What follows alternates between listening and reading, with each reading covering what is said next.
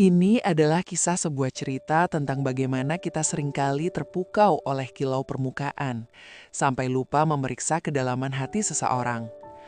Bagi Celin, Manggala adalah mimpi dari segala impian yang ia susun rapi di buku harian masa remajanya. Manggala yang tampan, mapan, dan memiliki karisma yang sanggup membuat satu ruangan terpesona olehnya. Dia adalah piala yang ingin dipamerkan Celin kepada dunia. Namun di sisi lain, ada pria bernama Galang, sahabat masa kecil Celin yang bekerja sebagai desainer grafis lepas. Galang adalah orang yang selalu ada, yang tahu cara membuatkan teh jahe ketika Celin mengalami flu, dan juga yang bisa mendengarkan keluh kesah Celin tentang pekerjaan tanpa pernah memotong pembicaraan. Namun, di mata Celin yang sangat ambisius, Galang terlalu biasa. Galang adalah kenyamanan yang ia anggap remeh. Sementara Manggala adalah tantangan yang ingin ia taklukkan.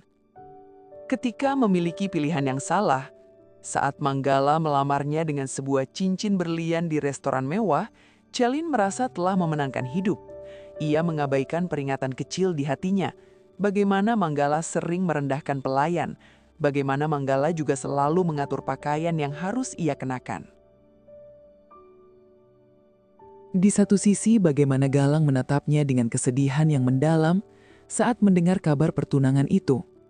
Kamu pantas mendapatkan seseorang yang bisa membawamu ke puncak, Celin, kata Galang pelan di hari terakhir mereka bertemu sebagai sahabat.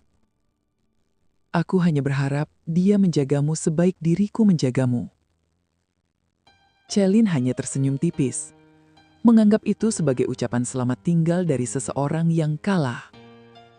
1 tahun pernikahan berlalu, dan kilau itu mulai memudar. Celin menyadari bahwa ia tidak dinikahi sebagai pasangan, melainkan sebagai pajangan. Manggala adalah pria yang dingin. Ia lebih mencintai citranya di media sosial daripada perasaan istrinya. Setiap kali Celin mencoba bicara tentang rasa kesepiannya, Manggala hanya melempar kartu kredit ke atas meja. Belilah tas baru, berhentilah mengeluh, ucapnya tanpa menoleh dari layar ponsel. Puncaknya adalah di saat ayah Celin jatuh sakit.